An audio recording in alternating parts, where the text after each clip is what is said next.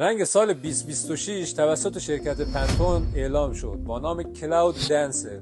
بریم ببینیم اوستا میکسر چجوری درش میاره.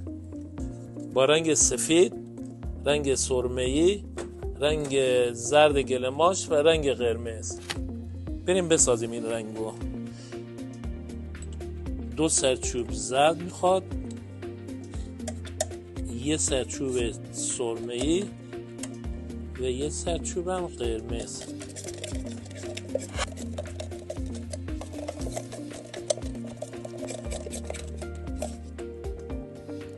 این هم شد رنگ سال.